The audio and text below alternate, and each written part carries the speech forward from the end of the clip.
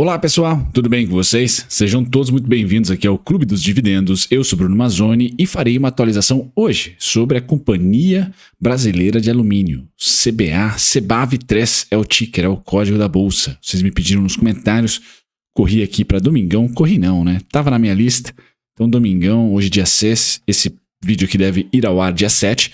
Vamos falar sobre CBAV antes dos resultados, pessoal. Então esse vídeo aqui vai ser antes do resultado, antes de repente de um anúncio de dividendos, né? Por que não? Vamos lá. As pautas do vídeo serão, pessoal, o que é a CBAV hoje, o tamanho dela, tá? Depois a gente vai preocupar segmentação de receita. Passado dessa segmentação de receita, a gente olha para o volume dos últimos trimestres e também para o mercado interno e externo, seu destino. Segmentamos o destino geográfico também das suas receitas e aí terminamos com o filme, tá? Todos os dados que nós temos, trimestre a trimestre, que a empresa performou do IPO para cá. Pois bem, no final, uma tese de investimentos, né? O que o alumínio pode representar para essa transição energética e para algumas tecnologias que a gente provavelmente vai ter muito contato nos próximos anos. Dividendos, tá? E agora uma inovação aqui no scanner da bolsa, temos logo abaixo do valor anualizado líquido, temos também o yield. Tá? Então você já pode, anualizado aqui, olhar se vale a pena ou não pelo método Bazin, né? Um yield aí de 1,28% em relação ao preço médio ali de 2022 e agora de 1,15% em relação ao último fechamento aí 2023 CBAV. Tá? Então a gente vai falar sobre dividendos, um pouquinho de valuation para ver como que ela abriu, a IPO, como é que está agora, EV/EBIT, talvez eu percorra aí para um preço-lucro, para um PVP, tá? E aí sim, terminamos com análise técnica, pessoal, porque no gráfico temos recomendação de baixa do Bradescão e foi exatamente no preço 4,50 que a ação achou a sua mínima. Acho que é interessante olhar para isso, tá? Ter um pouco de cuidado ali, porque grandes researchs fazem essa recomendação de queda, mas o preço já tocou lá, tá? Então vou comentar um pouquinho sobre alvos para baixo, mas também alvos para cima, por que não? Certo? Sem mais delongas, pessoal, esse será o vídeo então da CBAV. Se você tem a ação, gosta da empresa, já considere deixar um like antes do começo do vídeo e convido a todos a se inscreverem aqui no canal enquanto vocês veem o disclaimer. Eu sou Bruno Mazzoni, nós publicamos aqui pelo menos 2 vídeos por dia no YouTube. Bom, sem mais delongas, pessoal, quem é a CBA, tá? 3 unidades de mineração, tá? Poços de Caldas, Zona da Mata e Barro Alto, 4 unidades de alumínio, tá? Aqui está o seu principal core business, 23 usinas elétricas e ela não só faz eletricidade para sua própria geração, né, e manuseio ali da bauxita até o alumínio, que é super intensivo em energia, pessoal. Porém, contudo, entretanto, o Brasil tem uma das energias mais baratas do mundo hoje, tá? Então, a CBA tem tudo aí para 2023 e 2024, mesmo com queda no volume de vendas, por exemplo, ter seus preços muito atraentes, tá, para o mundo afora. Se você acredita que vários países, principalmente do G7, né, vão se reindustrializar e que o próprio Brasil pode trazer aqui algum tipo de crescimento em infraestrutura, investimentos em infraestrutura mais fortes, vindo de governo, por exemplo, pois bem, alumínio pode ser muito utilizado e, de novo, acho que o alumínio brasileiro tem grandes chances de ser extremamente competitivo de 2023 e 2024, porque a crise no Ocidente, a crise na Europa está na parte energética e aqui na América Latina estamos longe de ter crise, tá? 23 usinas hidrelétricas, então, ela não só produz, mas como também vende energia, 2 parques eólicos e 2 reservas ecológicas aí, porque sim, né, a extração da bauxita não é brincadeira, tá? É algo bem danoso aí para o solo e etc., tá? Então, segmentando a receita da CBA, pessoal, temos 91,4% vindo de alumínio, 8,3% vindo do excesso de energia que ela produz, tá? E 0,3% de níquel, beleza? Essas são as 3 fontes de receita principais da companhia, né? Colocado aqui para vocês, são 3 grandes processos de receita que ela tem, né? São os primários, os transformados e a reciclagem. Olhando para volume, né, em toneladas, ali a gente vê uma diminuição bem interessante de 2023, tá? Isso acende um pouco alerta. Já falo para vocês que essa diminuição vem do mercado interno, tá? Então, diminuição aqui do mercado interno, principalmente porque é o seu principal destino de venda, tá? Mercado interno azulzinho. Então, a gente já percebe que em primeiro tri de 23, que é o cinzinha mais claro, houve uma diminuição praticamente no primário, transformados manteve e a reciclagem, beleza? Acho que essa parte aqui é importante para saber que a empresa está ciclando, né? O ciclo está para baixo, tá? O ciclo está para baixo. Agora, a CBA, pessoal, diferentemente de uma Vale, de uma Petrobras, ela não está tão exposta ao câmbio, tá? Essa é a parte positiva. Então, a queda do dólar e, de repente, a queda do alumínio, por exemplo, a queda do alumínio vai transformar a companhia em margens mais pressionadas? Pode ser que sim, mas o dólar nem tanto. Tá? Ela tem sim os Estados Unidos como destino, mas o principal motor de receita dela é Brasil. Então nós dependemos de PIB, nós dependemos de crescimento, infraestrutura, muita coisa aqui conectada com o Brasil, certo? Então Brasil Futebol Clube, a CBA, ainda pode ser que no futuro próximo ela evolua, essa receita que hoje está muito destinada aqui aos Estados Unidos e Islândia, tá? São os dois grandes parceiros aí fora Brasil.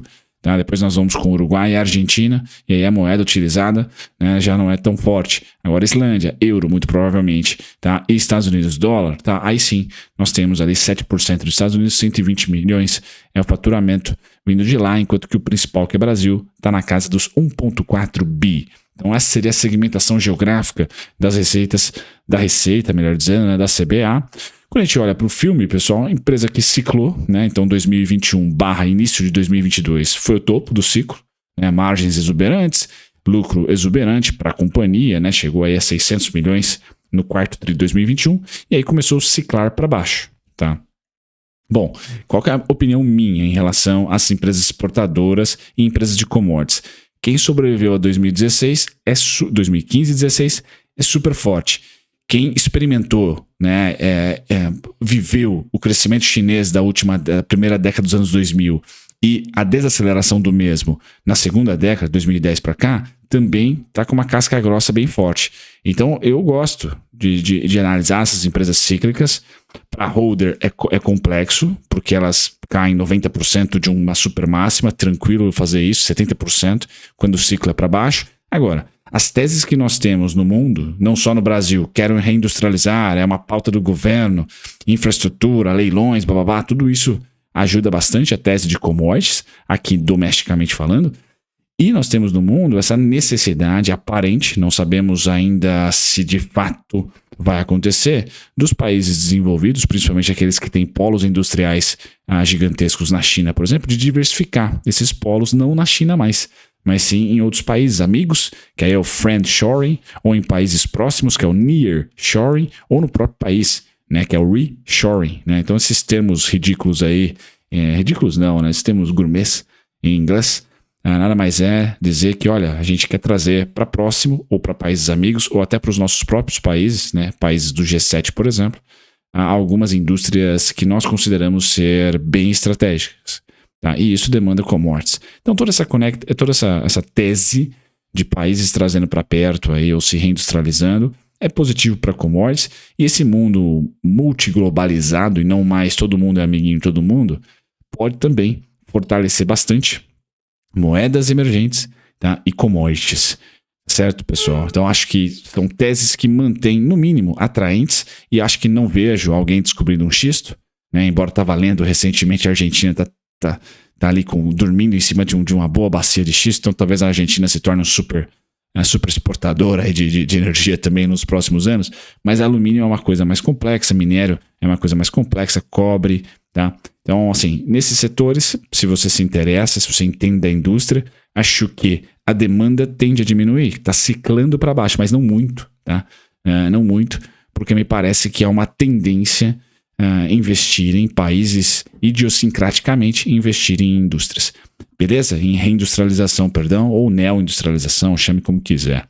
Mas o fato é que a empresa está ciclando para baixo, a alavancagem não é tão alta porque a companhia fez capitalização recente e, de novo, né, acredito que os empresários que sobreviveram a 2015 e 2016 têm uma casca grossa e não vão acelerar tal nível achando que China vai crescer 2 dígitos ou que a gente vai ter uma super demanda, um super ciclo de commodities para frente. Investir em alumínio, pessoal, você vai estar alocando recurso aí numa transição energética ou em algumas indústrias que tendem a ter mais foco nos próximos anos, seja a indústria de energia solar, seja também um pouquinho, né, aí é mais aço e cobre que se usa na eólica, mas principalmente a solar. Então o alumínio está muito conectado ali. Redução de peso dos carros, tanto os comerciais como os carros mais pesados. Então, os veículos, de certa maneira, utiliza-se muito alumínio. Setor de transmissão de energia, que não é um setor cíclico. Então, algumas teses aqui para o próximo, a transição energética, tese de transição energética, então, tendem a manter, tá, a demanda por alumínio. O alumínio não vai ser excluído. Tá? Vejo aí que o cobre vai ser o protagonista, sem dúvida nenhuma. Tá? Lítio ali para baterias. 2 caras que a gente tem que olhar com carinho. Se você for para a energia nuclear, você vai olhar ali para urânio.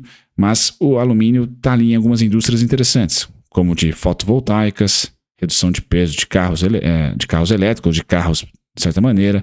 Isso melhora a autonomia, né, dos carros elétricos. Transmissão de energia, né, as linhas de transmissão me parece que vão continuar. E infraestrutura elétrica também utiliza o alumínio. Então, acho que vale a pena olhar com carinho entre veículos elétricos e energia solar principalmente? Sim. Se você acredita que estamos passando aí para uma transição energética, alumínio vai ser utilizado. Acho que vale a pena olhar a tese com bons olhos por longo prazo. Dividendos, pessoal, pagou 38 centavos em 2022, 35 centavos em 2023, o que representa aí uma média de 1,2%, 1,15% de yield. Então vocês decidam aí se isso vale a pena. Acho que para uma small cap está de bom tamanho. Agora, para uma empresa de commodities, realmente a gente não tem dados suficientes para fazer aqui projeções, né? As datas cortes do ano passado, nós tivemos aqui uma data corte em dezembro, tá? Então é importante salientar que a gente deve ter mais um dividendo, tá, em dezembrão, forçando aqui a CBA talvez a pagar mais este ano do que pagou em 2022, tá? Fato, né? Como foi dia 15 aqui, pessoal, dia 6, perdão, vejam que do ano 2022, data corte dia 6 e já mandou bala dia 15, tá? Pode ser que ela repita esses 9 centavos, tá? Mas somente pague em 2024. Então, para 2023, você colocar ali um preço teto nesse momento, eu acho que é cauteloso e pés no chão, né? Você que está em 35 centavos líquido, tá bom, pessoal? Dá um preço teto de R$ 5,83. Tá? R$ 5,83. Hoje a ação está negociando a 5,17. Então há um desconto. EV/EBITDA no IPO, pessoal, não dá para comprar IPO, né? 16 vezes EV/EBITDA não dá. Agora está na casa dos 6,5, tá bom? Está começando a ficar atraente. Quando a gente olha, não para o merchan aqui do investidor 10, mas para o PVP, uma empresa que já negocia com 40% de desconto, tá abaixo do book, 60%, 0,60. Então acho interessante também. Começa a ter valuation favorável. E para quem acompanhou o último vídeo, pessoal, nós tivemos o Bradesco, BBI, rebaixando a companhia com preço-alvo em 4,50. Pois bem, foi a mínima, pessoal. Foi a mínima do ativo em 4,50. Então, né, o Bradescão mandou bem. Agora, o que eu tenho para esse terceiro tri? Ciclando para baixo ainda e não para cima. Certo, pessoal? Então eu vou colocar aqui 4,91 como início de desconto, 4,47, 4,13. Tá? Acreditando que a companhia pode sim, tranquilamente, tá, fazer mais um ciclo de baixa, legal? Antes de estabilizar e rumar para os meus alvos aqui, 5,80 mínimo, 6,35, 6,77. Isso para 2023, terceiro trimestre. Tá? Então as melhores vendas, se eu tivesse que olhar para o trimestre, seriam 6,77, 6,35. O meio do caminho, 5,80. 4,91 e os descontos 4,91 para baixo, 4,47, 4,13, tá? Longo prazo, pessoal, se o Bradescão rebaixou para 4,50, o BTG colocou a 17, tá? Então isso aqui é Faria Lima fazendo as suas guerras de narrativas aí, e você, nós como investidor, temos que decidir. Ponto é, eu não aceleraria as minhas compras para commodities nesse momento, teria bastante parcimônia. Por quê? A minha tese, né, de preços de commodities, por exemplo, que elas se estabilizam, se mantêm quentes. Então, no preço das ações, perdem tendência de baixa e ganham tendência lateral. Tá? Então, o lateral tem a parte cara, que é legal diminuir as compras, e tem a parte barata, que é legal aumentar as compras. O verde começa nos 4,91 para mim, mas tem protagonista em 4,47, 4,13. Aí o vermelho para o terceiro trimestre, 5,80, tá? 5,80. 6,35, 6,77. São 3 pontinhos em vermelho, seriam 3, 4 aqui. 3, né? Em verde. Então, a partir do vermelho eu diminuiria a compra, a partir do verde eu aumentaria a compra. Nesse momento, estamos no meio, né? 5,17, tá? Compraria normalmente. Então, se eu tenho R$1.000, compraria R$1.000. Se eu tenho R$100 para investir nela, compraria R$100. Não diminuiria e nem aumentaria, tá? Então, bastante parcimônia teria com as ações de commodities de maneira geral. tá? Sem pressa ali. Tá? Eu acho que o caso mais importante são os outros setores, aqueles que apanharam 100%, 80%. Você pode falar, poxa, a CBAV apanhou, né? Mas aqui apanhou mais por ser IPO, tá? Não necessariamente a commodity, quando a gente olha para alumínio, tá? Não sei se eu tenho o gráfico fácil para vocês aqui.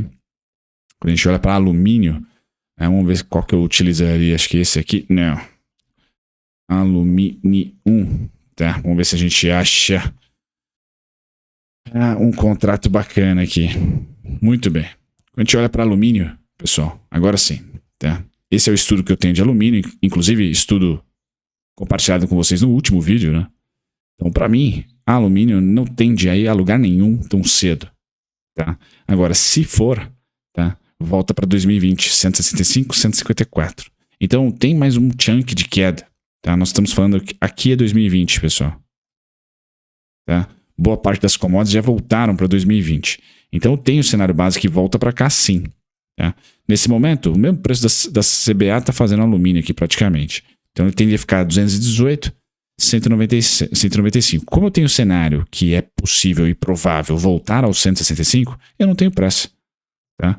Seria, nesse caso, se você tem a minha cabeça, caso o alumínio rompa aos 195, seria long em Ambev, short em CBA, ou pelo menos neutro em CBA, né? Porque a Ambev tem um custo alumínio, né? Então é importante. Olhar para os resultados da Ambev também é importante para a CBA, para ver como é que está a demanda doméstica. A Ambev é um baita de um cliente da CBA. Certo? Feito isso, pessoal. Um grande abraço. Até o próximo vídeo. Tchau, tchau.